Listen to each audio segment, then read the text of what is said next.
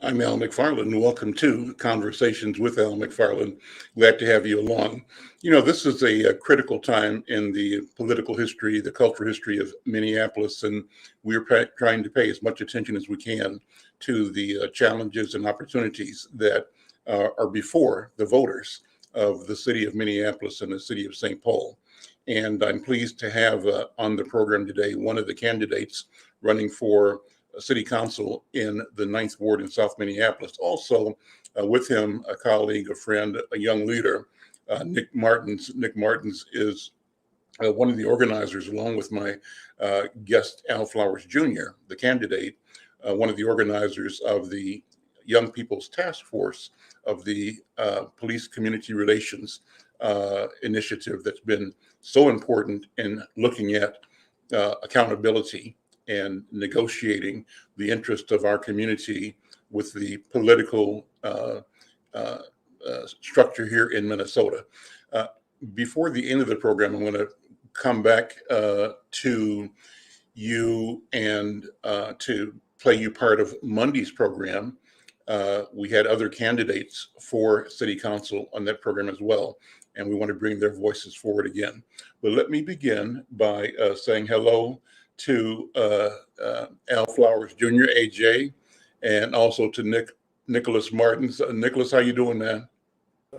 I'm well. How are you? I'm good. Good to see you again. Good to see you too. And AJ, your camera is off. I don't know if you have a camera issue or not, but do I hear you or not? His phone isn't working right now. Okay, but yep. How's your voice? Can I hear your voice, Al Flowers Jr.? I'm not hearing your voice either, so your equipment isn't working, right? We're in the same room. We can just sit here and do it together. Yeah, why don't you do that? Why don't you do that? Right. That'll work. Hey, AJ, how you doing, man? What's up, my brother? How you feeling? I'm doing good. I'm feeling great. I'm excited about the political situation. I want to jump right into it. You're a candidate in the 9th Ward. I want you to take as much time as you need to talk about your platform, why you are running, what you hope to achieve if you are successful in getting elected to that seat. Take the time to also explore your position, advice you might be giving voters, young people, voters in general, about the 3 questions on the ballot. One has to do with the structure of the city government, mayor versus city council, where the power resides for executive action. One has to do with the notion of, quote unquote, defunding police. That's a loaded term. It's not the proper term, but it emerged in the public mind around that. That's question number 2. And the third question is about rent control. So keep those things in the back of your mind as you talk to our audience today about your candidacy, where things stand with you now, and what you hope to accomplish. Then I'm going to widen the conversation to bring in Nicholas, because you and Nicholas are both key players in the Young People's Task Force, and admirable and important work that you're doing to get young people to stand up, be present, to be heard, and to be confident in shaping the political future of our community, the future of public safety and public engagement. So we'll do that as part 2 of this conversation. But first, Brother AJ, good afternoon. Good to see you again. Good afternoon, Mr. McFarlane. Nice to see you as well. So let's go to AJ 101. Talk about you and your candidacy, what drives you, and what you want people to know as you seek their votes. Well, first and foremost, I want to thank you for this opportunity. My name is AJ Flowers, Al Flowers Jr. I'm running for the City Council Ward 9 race because after last year when George Floyd was murdered, I noticed something that always seems to happen within our community, is that it was a lot of decisions that was made based on how we're going to go moving forward, but it was not enough engagement within our community, within the young people, and within the people who are suffering the most from situations like law enforcement and different things like that. And as far as housing and as far as economics and education, these are things that I've been fighting about for years, whether I'm at the state capitol, whether I'm fighting the county, or whether I'm fighting the council members, to try to see how we can find to get resources back to our young people. And I guess, so to speak, Mr. McFarlane, I guess I just got tired of being the one that's just arguing and keep on yelling from the outside looking in. Instead, I said I want to try to get inside myself, because we have to have somebody that understands our city. We have to have somebody that's going to bring our city together and unite our city, and not farther divide our city based on race, age, gender, and just sexuality in general. We need somebody that can understand all those communities. I believe I'm best suited to do that. And that is one of the reasons why I ran for Ward 9. I seen our city in a divisive place, and I wanted to try to find a way back to unite it. And so what have you discovered as you've campaigned across the ward? To actually take a minute, if you would, AJ, to describe the ward. Well, the Ward demographics, 9, the boundaries, et cetera. Yeah. Yeah, Ward 9, it's a diverse ward. Some people like to say it's a radical ward, so to speak. It's a pretty progressive ward, I like to say. It's a ward that's open to new ideas. It's an open ward. It's an open-minded ward. So it's trying to see people that wants to see different, and they want to see changes within Ward 9. And a lot of the conversation, to be honest with you, it is a little split within our community, and especially within Ward 9, based on how we're going to move forward with the solutions that we have. Me personally, what I always try to do is find a way to unite us. And what I mean by that is letting people know, no matter which side you stand on, there's not really no sides if we're all talking about Minneapolis, right? If we're all focused on Minneapolis, it's not no side, it's only one side, and that's the side of Minneapolis. And that's what side I stand on. So yeah, I would say Ward 9 is diverse. Some people say it's radical, which, I mean, I guess that probably fit me anyway. But it's very strong and want progressive change immediately. Okay, and so the things you want to see change in, list them out for me. Well, the things that I want to see change first is I want to see the development open up in Ward 9, our two major business corridors on Lake Street and on 38th Street. The problem that we have over there is a lot of the property owners are the same people. So, and we don't have a chance to actually let our small businesses grow, because a lot of these property owners, they become bullies and they become slumlords, on how they're treating the small business owner, whether it's our immigrant community, our African-American community, our East African community. They find a way to beat the loopholes on us and never let business get a chance to expand and grow and actually have no real property ownership. That's one thing I want to do. Another thing we have to address is our housing crisis that we have. One of the main problems I feel that we face in our housing crisis, our AMI is just too high, right? The area medium income that we have, that it does not fit our residents of Ward 9, or even in some of our other impoverished wards, I should say, because they use this medium income that goes a citywide, and it doesn't, and everybody is making different type of money in different wards, I should say. And with Ward 9 being one of the lowest income wards, we have to make sure we find an AMI that can actually affect the people within that ward, because we have a problem of addiction, we have a problem of homelessness, and we have a problem of prostitution and sex trafficking within our community in Ward 9 specifically. So we have to come up with real solutions on how we're going to help that out within the housing crisis, because they all go hand in hand. And last and most importantly, I don't want to be able to forget this, but we have to bring some safety back. Some sense of calmness back to our city, some sense of calmness back to our streets, where our children can feel okay. It was just a child at Phelps Park, which is 2 blocks out of what Ward 9 boundaries is, but most of the children who play for Phelps Park and go to Phelps Park, they're Ward 9 residents. And there was a 13-year-old that was shot by a 15-year-old in front of his auntie and grandma. So we're in a place right now where no one is seeming to care, and our people who already felt like they've been left behind, now they feel like the community and the leadership in the society as a whole has completely said, we give up on y'all. So I want to be able to bring back hope to those young people and let them know that we're going to be a part of the solution for change within our community. So what does hope look like? I mean, what can you do about the question of safety? You're kind of ground zero for the discussion on defunding the police. That's kind of coming out of the George Floyd murder and the general angst, not only in Twin Cities, but around the world, on police abuse, right? So you've had this incident that just brought it home to the whole world that something is not right, something's wrong. And on the one hand, one set of reactions went to, we need to reimagine public safety and policing altogether. And step one is to dismantle the existing so-called law enforcement apparatus. Then there were other people that said, no, we need to just create reform, that our situation is such that it doesn't make sense for us to throw up our hands and walk away and say no police, because we're then inviting chaos. And so when you talk about creating a different solution, different strategy, how do you address that wide range of feelings that are being shared in the community? And where do you think people really are from what you have learned as you talk to them door to door? Can you say that again? I'm sorry, that last part. Where do you think the residents are on the question of how to approach public safety, based on your conversations with voters that you've been talking to? I think it's split right down the middle in a way. I think the biggest problem is the misinformation that's being led throughout the campaign, because here's the thing, and then I want to get to how I feel as though we can actually help our crime Sure. plan like that. But just on this question right here, my problem with this question is when the question was formulated, when the big meeting at Powderhorn Park, when the Powderhorn 9 came up to the park, they did not engage with anybody within the community. One thing that's universal that I've spoke to with the community is nobody seemed to be engaged when they made this magical decision to defund our police and change what public safety looked like. My second problem that I have is that the leaders of this movement, the people who are pushing for this, they've been lying to our people. They've basically been telling, especially our younger people, because when I speak to our younger people, their perception of vote yes is the mentality of thinking that we're going to get rid of the police department, right?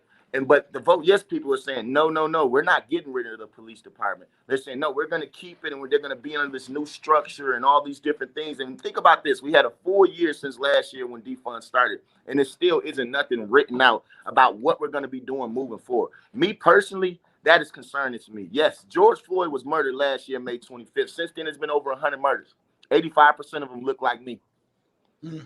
85% of them. So my concern level is bigger than just that one George Floyd moment. My concern level is seeing what's also happening to our community members as well. When I got a little cousin who was shot in the face, 15 years old. 15 years old. This is just over the summer. This is just over the summer. An uncle died.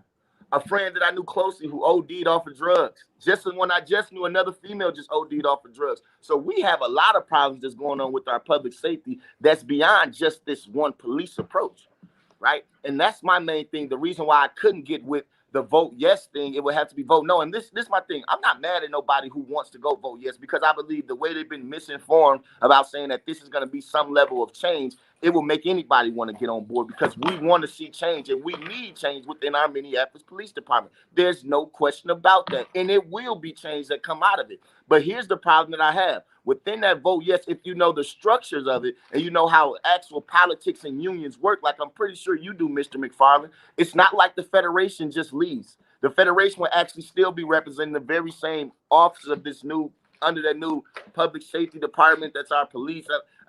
It's so confusing for me, and I think I have a good brain for politics. So I can only imagine how it is confusing our other people, and that's why I can't get with nothing like that, because it's confusion. And also, this is another thing.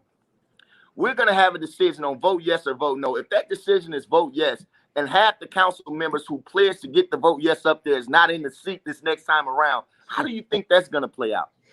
Because it can backfire for them vote yes people as well. That's why I think it was just reckless to put everybody in that same position. If this was something that you want to do, they got it here in 2017. That could have been on the ballot by 2018. How do you rate the present council? I don't know. I mean, and if you don't feel this is a fair question to ask you, don't answer it. But I want to get a sense of whether you think the existing council has done its job properly, or has it in many ways failed to meet its obligation to serve the voters of Minneapolis and the residents of Minneapolis. What do you think? I think they've been dysfunctional. It's kind of no way around it. They've been dysfunctional. They haven't been really working towards the voice of their constituents. It's been a lot of more transformative. I'm going to make all the action items. I'm going to make all the change myself. I have these great ideas myself, and this I mentality and this divisiveness. It's not genuine. You had people come out there and say, we're going to defund, dismantle the police department. And then a week later, they were using taxpayers' money to hire security for them, right? So this is the thing when I say it's a misconception on how they speak to us, the people who's actually going to be affected, and how they live on their life. So yeah, I would say it's been completely dysfunctional. And that's why I couldn't be in a place where I would say we're going to actually hand more power and responsibility to the city council, who has not been able to actually get the departments that they had under check yet. They haven't been able to fix the housing crisis that we have. They haven't been able to fix the economic disparities that we have, that they have a chance in the budgetary control over it. They have not used that bully pulpit to help the people that they claim that they're fighting for in this Yes for Change Minneapolis. So for me, when I look at that type of thing, I believe it's just been dysfunctional. And that is one of our problems why we can't get nothing done. It's almost like we're in DC or something now where you got everybody going against each other and none actually gets done. But yet we're ran by a fully democratic city. There has to be something that's going on there.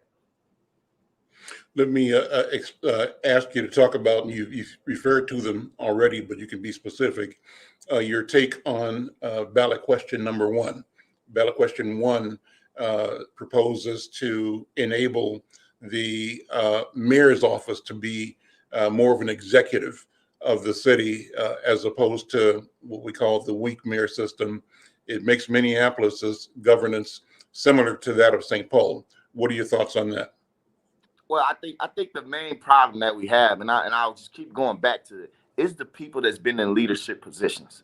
I don't think the structure of it is the problem. I think it's the people that's been in leadership positions. Hey, nobody have came and reached out to our community. They are now in 2021, and I'm not going to be somebody that's going to fake for them just because we're in an election season. Nobody has done their job adequately to actually reach back out to our community. You know, so I believe the real question that we really have when it comes to that is that shows how divisive and how much nothing is getting done within our community. What we got to focus on, whether it's public safety question number two, whether it's ballot question number one with the government structure, or whether it's rent control with question number three, we have to make sure we got the right council members in there to represent us. That right there, to me, is more important than focusing on this ballot question, because what has happened over the past 2 months is that every council member, no matter which ward you're in, we've been having to go through this citywide ballot question, right? Because this is a citywide ballot. For the mayor, I understand them having to do this, but for city council members, for us, it's not really going to matter anyway. Because let me tell you, everybody in Ward 9 can vote yes, and we can get vote no.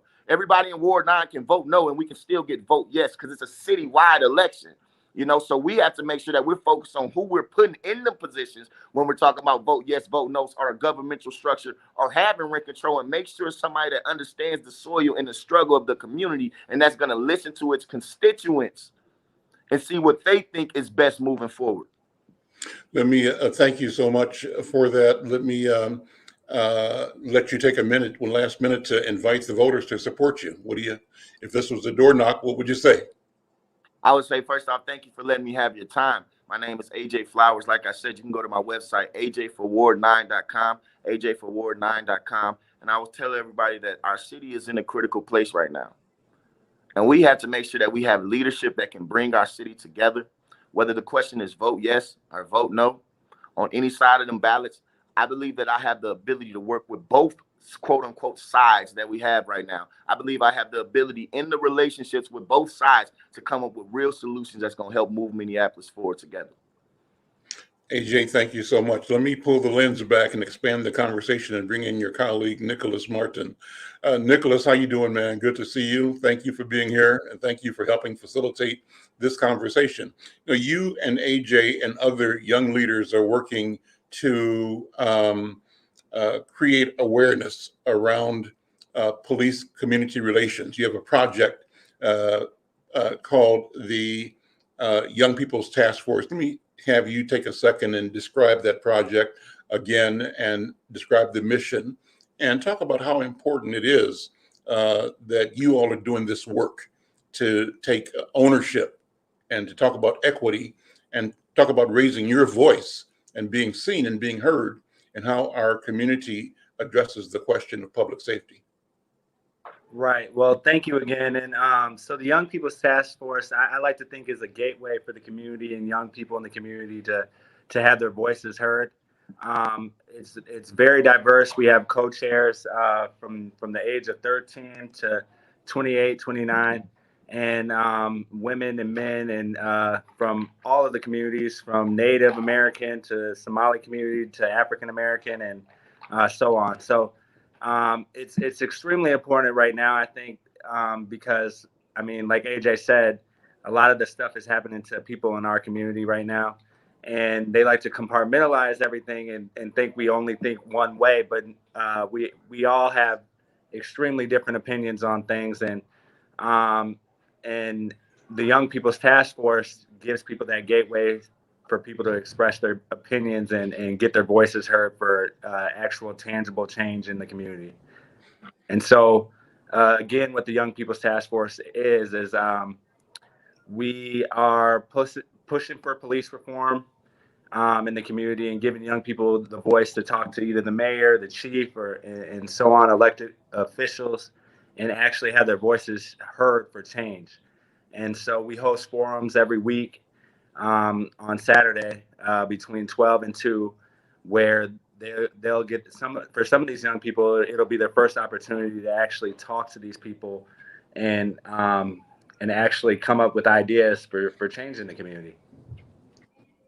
What's been the response so far when you've held these Saturday meetings? Who have you talked to? I understand that one of them has been over in the Native community, and you have a strategy of reaching all of the major ethnic cultural communities.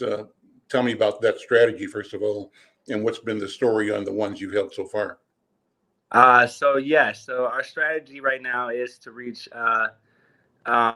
each community. So we started off with the Native community, and had some young people come in and voice their opinions on things that they needed to see change in the community. And then we went to the Somali community as well, and heard their voice. And then we did the African American community so far, and we're gonna keep pushing those boundaries and keep doing the other communities. Our next, I think, is gonna be the Hispanic community. So right now we're just trying to hear everybody's public safety concerns and make sure they get the chance to express their concerns and come and bring ideas to the table for the near future that we can have, that we can bring to the mayor, because we spoke to the mayor, and we can bring to the chief. We had Chief Arredondo at the last one in North Minneapolis, and it was a huge experience, I think, for young people from all over the city to be able to sit down and talk to the chief and really not just tell him what they want to see change, but tell him their own experience and what they've experienced and what they're doing right now in their own individual lives for change. So it's been a huge turnout, and we want to see more and more people come and join, because we never decline anybody. We're open arms for anybody to join. Give people contact information. How do people send an email to you or connect with you on Facebook or other social media? So we have our website is Unity Community Mediation Team, and then we have the another website, youngpeoplestaskforce.com, and then our email. Our email is Young People. Is it Young People's Task Force? MN. Is it? Oh, MN Young People's Young People Task Force. MN. Oh, gotcha. At gmail.com. And where anybody can reach out. And then we're hosting an event on Franklin Avenue, October 23rd, between 12 and 2. So, and everybody's invited to that as well. Okay. But then. Go ahead. Yeah. Yeah, at the American Indian Center. Okay. Where is that? On Franklin Avenue. So I can give you the full address here. Okay. So it's 1530 East Franklin Avenue, Minneapolis, Minnesota 55441 or 411. Great. I was trying to get some other people on the program today. I'm going to ask Kelvin, who's in the studio, if you're able to reach my friend from Starbound 612. Kelvin, do you know if he was able to connect with us, or did he get the link to the program? And Kelvin, you can respond either in the chat or come on and talk to me. And if, yeah, so not there yet. So let me do this. I wanted to, for the balance of the program, share with you sort of a recap or an encore of some of Monday's program. Monday's program involved one of the principal organizers of the Yes for Minneapolis campaign. So this will be a competing point of view from what AJ just shared, and it also included comments from the incumbent vice president of the city council, Ward 8 city council member, and who else was on Monday? I think 3 other council members will have them on. So Kelvin, if you're ready, why don't you run the replay or the encore of Monday's conversations with Al McFarlane, and then we'll come back in a few minutes and finish it up. And you guys hang around, AJ and Nick, because maybe I'll break in the show and have you give me comment or feedback on what you hear. So just hang on for a few minutes. Kelvin, go ahead and run it if you got it. I'm Al McFarlane. Welcome to Conversations with Al McFarlane. Today's Monday. We talk about politics. We call this the leadership conversation. We're glad to be here and glad to have you along. You could be checking us out through our YouTube channel. We stream from there to Facebook and to other platforms. We want to build community, build audience. So if you are a YouTuber, if you're checking us out on YouTube, we invite you to subscribe and to tell your friends, tell your colleagues that we do this every day at 1 o'clock. Every Monday, the theme is politics. And we want to build our audience here. I've got a goal, I'm setting a goal of getting 1,000 subscribers. So I'm asking each of you who may be connecting with us right now or coming across this on YouTube, or if you're on Facebook or Instagram and are aware of us, we want you to support this, help grow it by connecting, by subscribing. If you're on Facebook, like it and share it. We want to begin this program, as we always do, thanking our partners, our friends over at McFarlane Neighborhood Council. I see Diana Hawkins is here and Dee Phillips is here. Thank you guys both for being here. And Adwa Pugh is here. Thank you all for your leadership and community and for partnering with us. Also, the Human Project partnering, supporting these community involvement opportunities. Today, we're getting down to the wire on a political question, and I invited Minister Janae Bates to come and talk to us about a position she's taken. And it's really the hot topic issue on the ballot this year. She represents Faith in Minnesota. I introduced her by sharing from the Who We Are page on Faith in Minnesota's website. It says Faith in Minnesota is a political home for people of faith who are acting boldly and prophetically to create a new people-centered politics in our state, one that's rooted in abundance, where everyone is in and no one is out. Faith in Minnesota is a 501c4 arm of Isaiah, and it gives the organization a new platform for living more fully into moral citizenship by allowing us to organize and advocate directly in the state's elections and political processes. So it's a vehicle that creates a Minnesota that is inclusive and just for everyone. Well, with that, Minister Janae, good afternoon, welcome to the program. And I want you to introduce yourself, your vision, your work, but also speak to the ballot question. All of them, but the ones that you particularly are mobilizing voters around. Good afternoon.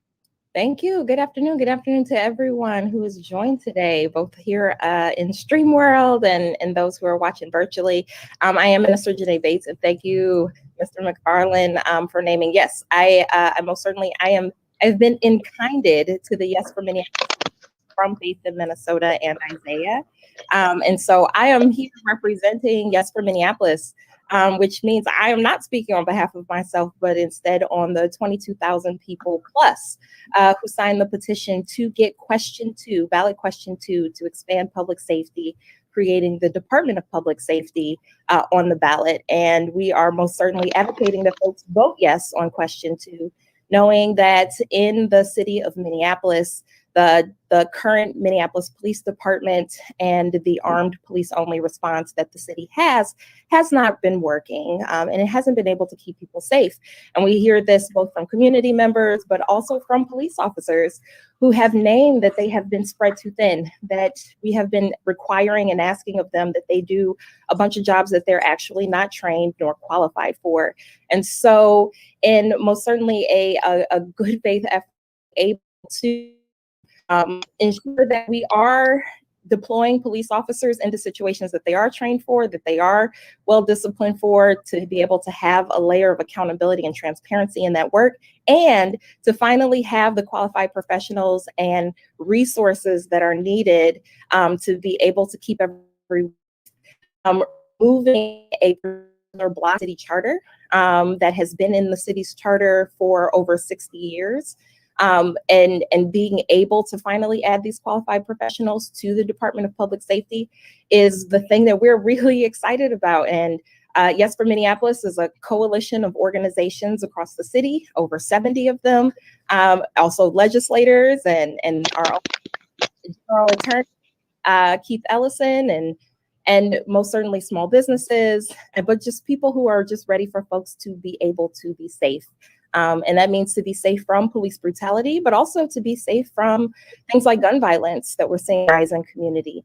The reality is that our Department of Public Safety should be one that is both proactive and responsive.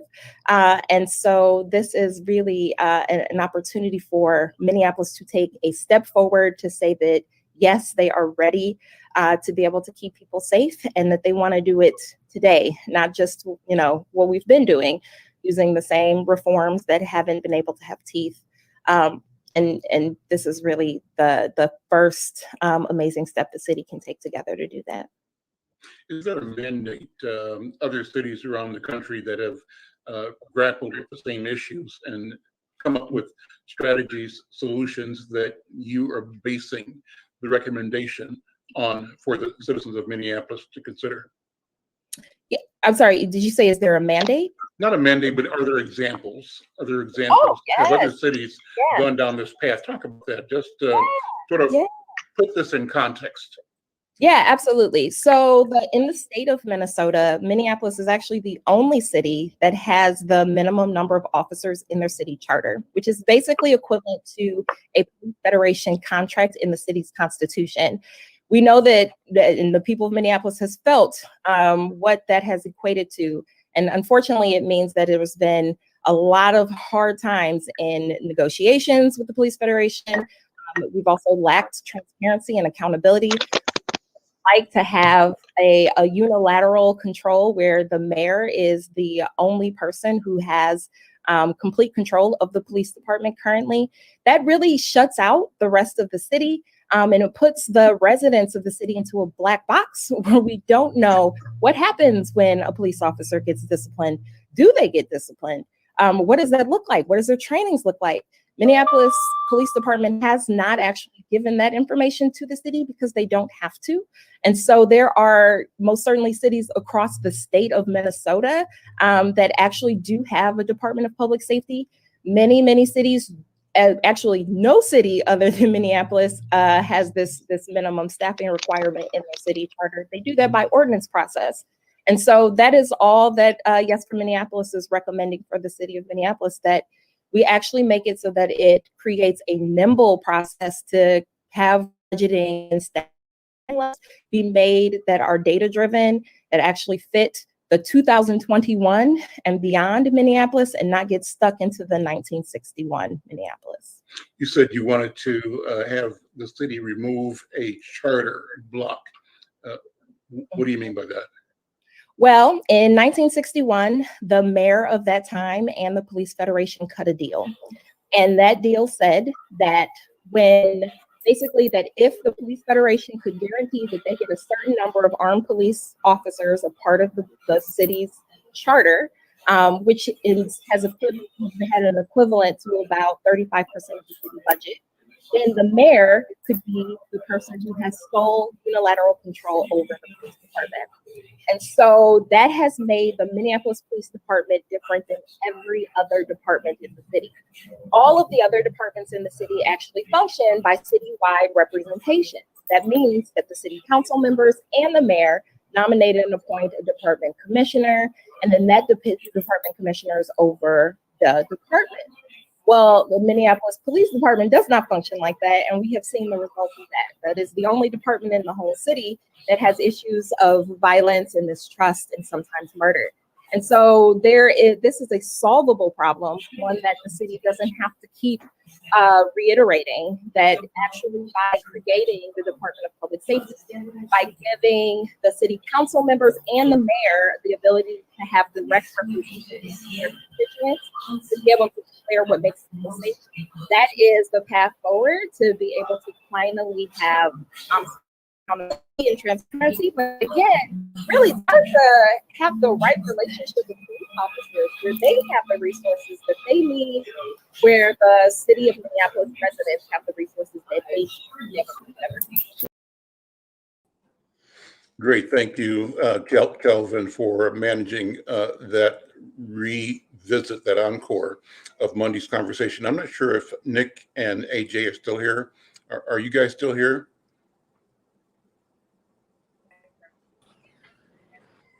Yeah, there you go. And I want to introduce a new friend as well. Ricky Collins is here, but hang on, Ricky. Nick and AJ, what are your thoughts? You heard the presentation by Minister Janae Bates. Certainly, from her point of view, clear, passionate, convinced that the strategy of their campaign is the right strategy. But what do you think? What are the arguments that make sense to you or that don't make sense to you? Nick, well, let's start with AJ first. Okay. Well, I mean, but you hear the thunder? You guys hear the thunder where you are? Yeah. Yeah, that's exactly how I felt when I was reading that. God gonna strike us down. But look, so but and absolutely, I from what I know from Janae Bates, I know about her work in St. Paul. I really don't know her like that personally. I've never really seen her on the ground out here in Minneapolis outside of just this little amendment.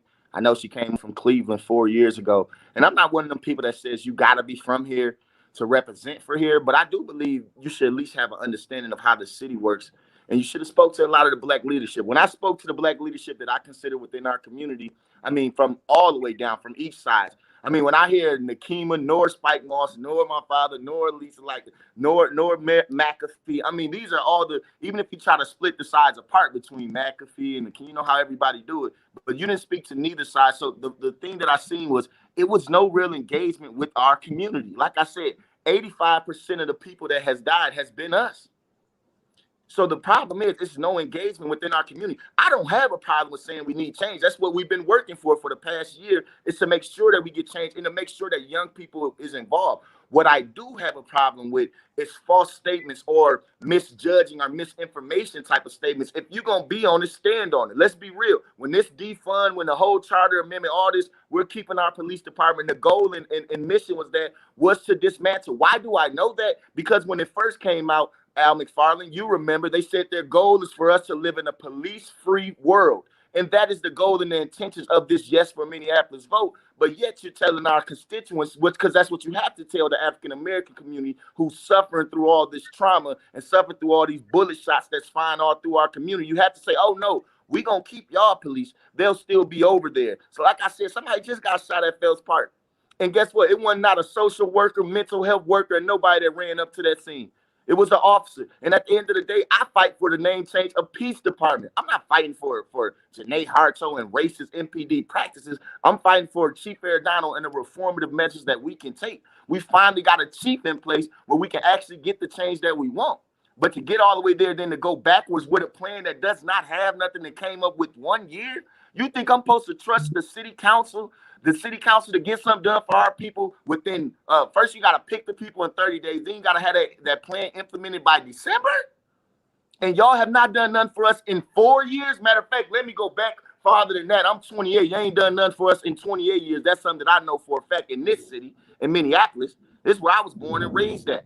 And when I speak to the people in Minneapolis, because I had to know, I had to ask people, what do you know about Miss Bates? What do you know about Janae Bates? And this is not a shot at her at all, but I just spoke to too many people from the city, from my age, elders, everybody that really had no clue where she came from. And then when you look at the organizations who put her in this place, white-led organizations, let's be honest, Isaiah, ACLU, these are white-led organizations. Then the black-led organization, quote unquote, with black vision, main goal and purpose is to abolish the police department. And it says it on their website. Like, it's not like I'm just putting words in their mouth. That is their goal. So those are the people you chose to get in bed with. Isaiah, if Isaiah and ACLU really had concerns about the African-American community, like all these white faith-based organizations are doing now, their main concern and what they can do is get us some reparations. Fight for reparations. Fight for a chance for us to get some economic advantages. Don't try to come in here and play in this public safety game and hit us with all these lies about the social workers and mental health workers when we got less than 2% of social workers that's people of color. So once again, you're not even going to be sending our people out there to speak to us. Once again, you're going to be sending some other people out there to speak to us. And then is the social workers really going to go into these dangerous situations? Are they really going to go? Because I know a story personally where they asked some of them social workers to go speak to some of the people at the encampment. And you know what their answer was? It's too dangerous for me. So it's this two-sided game that they're playing with our people and wasted a whole year of us fighting for something that I've been saying this whole time is just BS because we have a state mandate where we're going to have law enforcement regardless. So which means if the police department in Minneapolis can't handle the job, that means the state troopers come. And if the state troopers say, we're going to decline the job, that's the federal government. That's when you see the tanks in your city. So either way going, unless you got a real solution for our people, and let me ask you this, why wouldn't they have a plan for those young people who is going to be most affected by this? Why wouldn't you have a plan for those young African Americans, those young indigenous people to say, we're going to give you some economics. We got some job opportunities. We have different opportunities and plans for you to get your life together. Instead, they said, no, we know that y'all are in turmoil. So what we're going to do is remove any form of protection that anybody has. I'm straight. I'm 28 years old. I believe I'm going to be all right. But my grandma who 85 years old, who coming up to her door? It ain't going to be Janae Bates. It ain't going to be Isaiah. I can tell you that for sure because I ain't seen them yet. And this is coming from somebody that's been on the front line for the majority of my adult life. That's what's irritating with me about it is that you have people who don't have no connection to our city, have no roots in our city, did not speak to anybody that fought to get our city where we at right now, and then decide to come tell us we got to make a decision on public safety. Something as crucial as that. That was my takeaway from it. I appreciate your straightforwardness. It's awesome. I have on the screen, bringing back up, Kelvin, another native of Minneapolis who's a young entrepreneur. I don't know if you guys know my friend Ricky Collins or not. Ricky, are you there? Or Kelvin, is Ricky still there?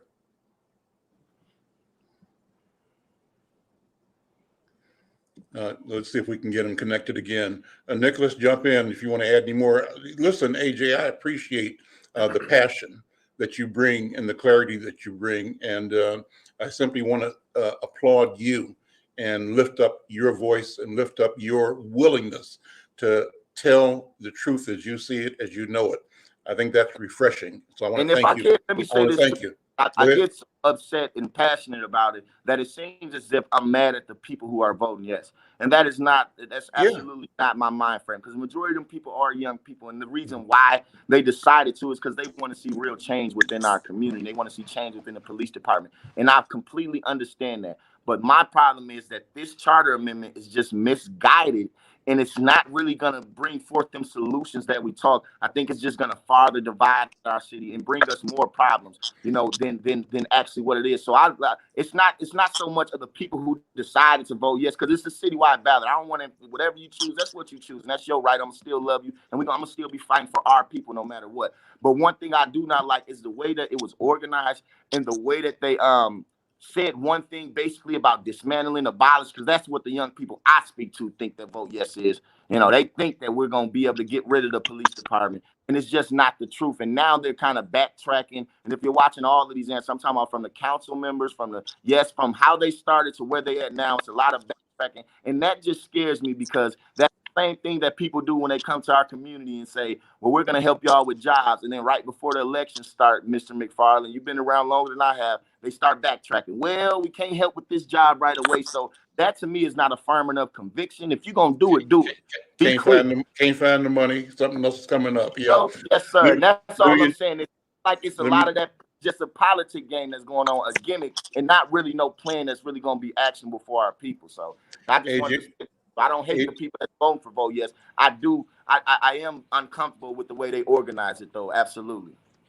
AJ, let me introduce you and Nicholas Mertens to another friend of mine, a young leader. His name is Ricky Collins. Ricky is a North Minneapolis raised, maybe born in North Minneapolis. I'm not sure if you're Northside born, but he has worked. He's a serial entrepreneur, has worked with Floyd Mayweather and Eric Thomas, and now he's the CEO of a tech company, a tech startup called Packed House Live. And I asked him to come on just to connect with him. Haven't talked to him in a long time, but it's always good to see young people making it happen. And I want you guys to know each other at the same time. Ricky Collins, good afternoon, brother. How you doing? Good afternoon, man. Y'all brought me into a heated conversation. I see. Yeah, that's how we do it. And every conversation should be heated because that's what time it is. So what you doing? What is your work? Tell me about Packed House Live. Yes, sir. First of all, what's up, Nick? How you doing, man? Hey, man, it's been a long time. How you been? A long time, man. I see you doing your thing, man. I've been knowing Nick since he was in high school, man. Yeah, it's dope. I ain't seen you grow up, man. He a funny dude. For real. Yeah. But yeah, man. I've been working like crazy, man. Like you said, I love entrepreneurship. I love doing business, helping people, also training people, showing people the way, giving out the information. So that's my passion. That's what I'm always doing in some way or another. But we started Packed House Live in March of 2020. It's an independent streaming platform for content creators to sell their video and audio content direct to consumer and make the most money off of their work. Also, I co-own a company called the Startup Hustle, where we're creating websites, logos, branding for social media, all those different things for small businesses to help them, look better out in the world and create, better connections with their customers and new clients that they're trying to get, and make some money, make the most money you can off your work. And try to show people the way to do that with the Startup Hustle. And the other thing we working on is luxury soy wax candles with a company called the Face Brands that I co-own with my girlfriend. And then also my dad is an entrepreneur too with the Thurman Apartment Turnover Services. So I just been working, man, in those avenues. Also, my little sister is one of the hottest female rappers in the world named Quita Lachey. You know what I'm saying? So I've been also working her career, getting her shows, about to start putting out more music and videos. So yeah, man, to say the least, I've been very busy. I love the entrepreneurial spirit, your willingness to declare yourself as an entrepreneur and then to talk about the things that you do that support that declaration. So I'm glad to see you again. Where does the spirit of entrepreneurship come from? And I'm going to ask this to you, but also ask Nicholas and AJ to weigh in, because I think we all are talking about the economic future of our people. And that's what Nicholas and AJ are working so hard for, is to break down the barriers, to destroy those things that keep our people at the margin, that open up avenues for us to become our true, real entrepreneurial selves. And so where does it come from in you? Man, I think it's just, since I was a kid, growing up on the North Side, I don't know what, but God just gave me something that made me feel like there was more than what I've seen every day. And, I look up to a lot of different people, but like P. Diddy was somebody I looked up to. Mark Zuckerberg was somebody I looked up to. And when I seen what they were doing, the ways that they were able to create wealth was through entrepreneurship. And there's no cap to it. I think that's another thing that attracts me to it. Is there's nothing wrong with having a job and doing that. We've all done that, but there's a cap to having a job. You can't really create generational wealth inside of a job. You would have to, own the business. And that's a whole nother realm that we have to get into. That it's not easy. It's not easy going, doing anything that you want to do. But even if you had to go to a job, or if you had to go to school, or whatever the case is, they're all going to be difficult. It's going to be different obstacles. So we got to choose our road. And I think within the Black community, my big thing is really pushing entrepreneurship to us, because that's the only way that we're going to finally create generational wealth within our communities, and start teaching people the mindset of, as we're making it, as we're growing, we need to pass the information down. We need to start creating infrastructure and creating systems that help our people become more economically free. And also, like I said, it's all about knowledge, because the money is always there. We attract the money with what we do, but it's about the knowledge that it takes and the discipline that you need to actually execute on these things that you want to do. And I think that's the big part that I want to show people and help train people on, but also being the example too, so people can see what it looks like from me, you, and everybody else that's out here being examples. We need to be an example and continuously show people what can be done through entrepreneurship, and what can be done when we come together and we build infrastructure and build systems, but also train them, because they don't know how. A lot of people don't know how. They don't get it. So we need to figure out ways that we can talk to them. Like they were saying, it's a lot of white organizations coming into our community and putting Black faces as the faces of it. And that's been that's been the thing forever. Like, when is it going to be Black organizations being put together and being putting Black faces in a position and actually building from the foundation to actually help? Because these people, I think they want to help, but they don't necessarily know how to the right way. You know what I'm saying? And that's why we have to be the ones to do it, because we know how to talk to each other. We know we know how to work with each other. We know Black people. Like, at the end of the day, we know how it is. We know what we go through. We know everything. So we need to be the people that are building the infrastructure, and not just, I always say, like, Black people, we love to work in service. We love to just, make other people's stuff hot. At the end of the day, we don't like to build from the root. And I think that stems from, a lot of stuff, but from slavery and certain things where we never really had to build from the root. We kind of just got to, work in a system that was already built. And in 2021, actually, we built it, but we didn't own it. Yeah, exactly. Our labor, our ideas, our genius built everything they have, but we were precluded, forbidden to take ownership or benefit from our labor, our ideas, our genius. So we've been doing this work. We just never could control and make it pay us generationally. And they've stolen our labor, and they've stolen our lives. And now we're saying we tired. We taking it back. We standing up. Let me ask Nick and AJ to weigh in here. I want to say, young men, that I adore your generation, the attitude, the heart, the courage, and the conviction that you all bring to everything you do. But just jump in and build on what Brother Ricky is talking about in terms of the entrepreneurial spirit in our community. Nicholas, what do you think? And AJ, either one of you or both of you. Well, I'll just start off by saying we've been trying to do workshop events for our forums.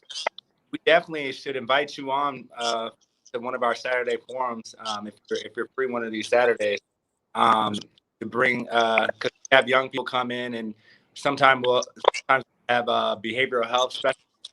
So we definitely should have you come in too and you could even speak, or you could hit the ropes.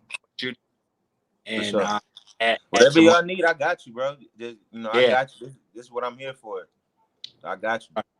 And if I could just piggyback off of that, like Nick said, we definitely want to have on there, and I really appreciate you too, my brother. You know what I'm saying? Thank you, man.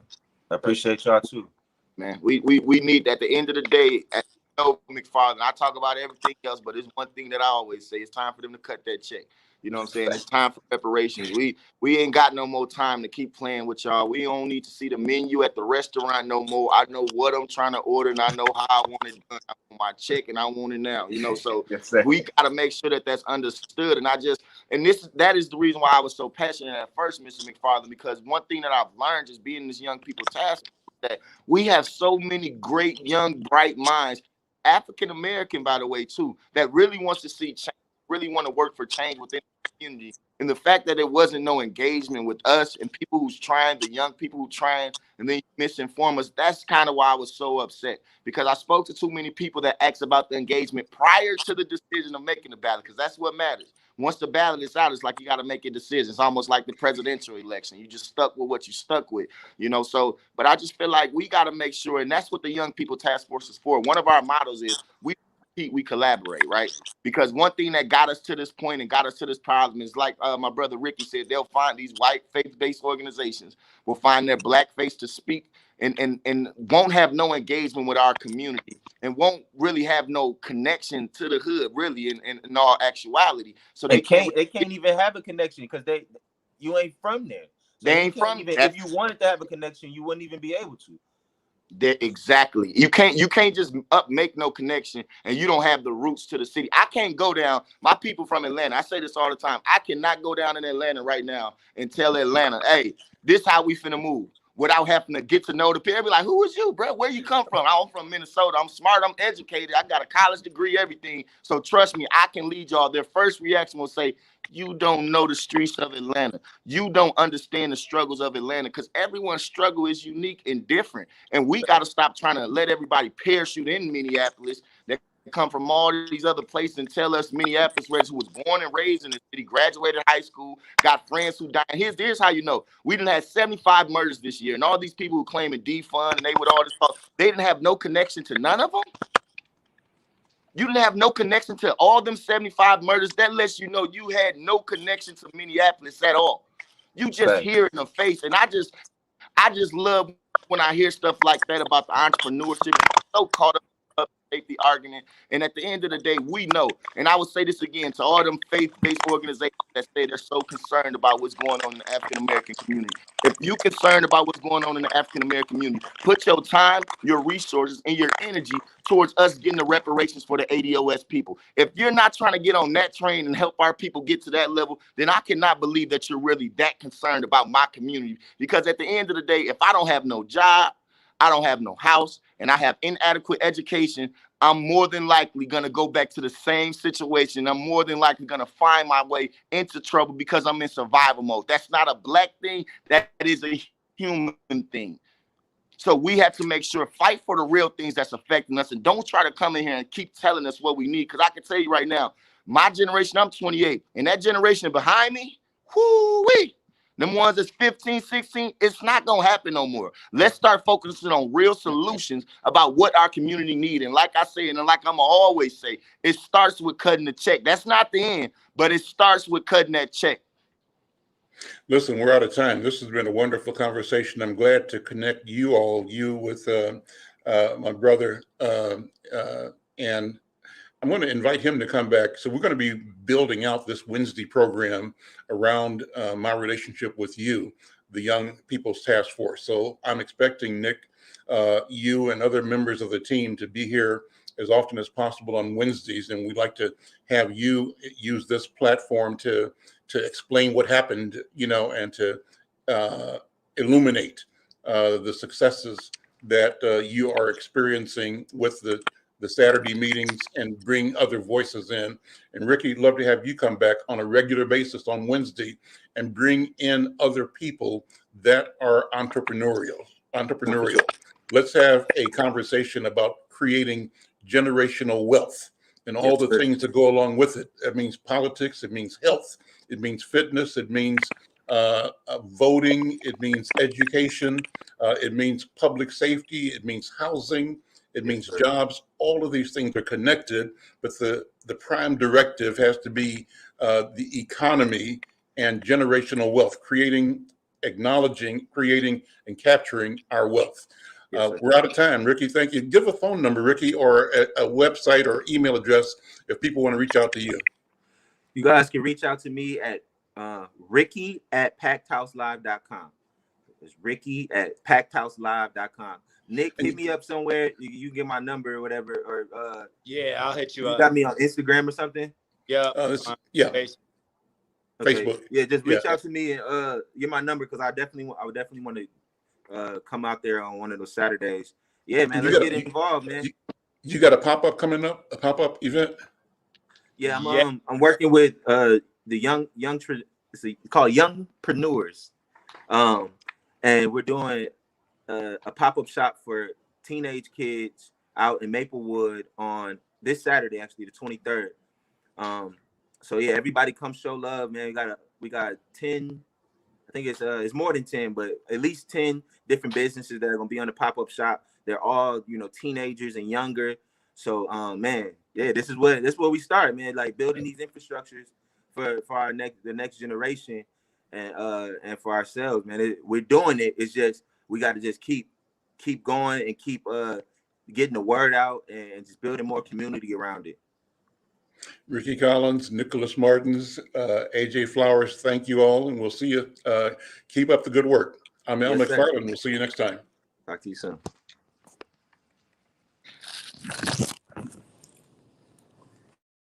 Oh, Queen Justice, where are you?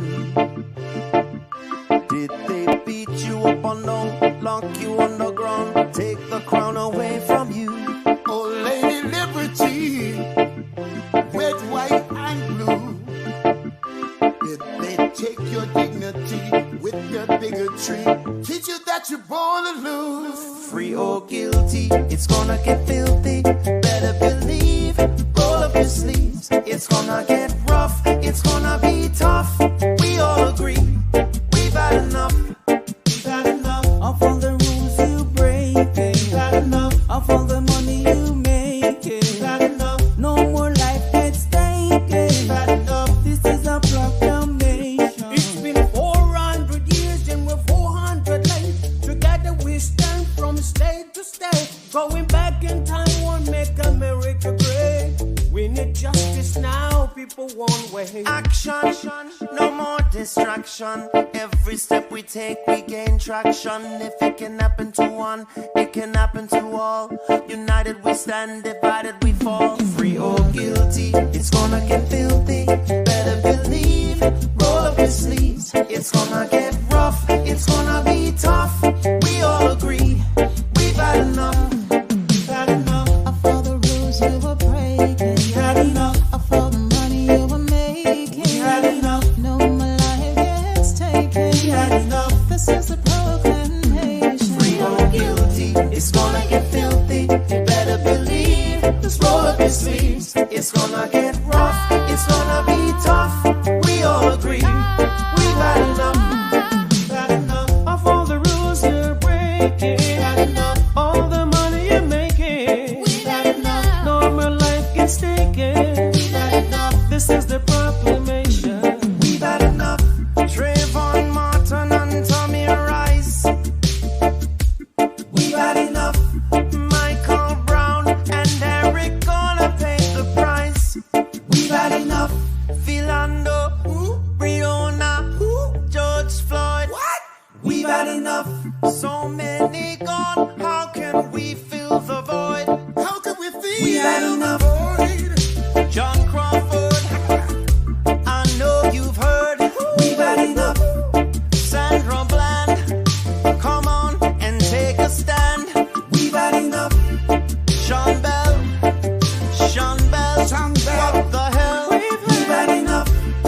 Freddie Gray, did you hear what I said? We've had enough. This is a proclamation.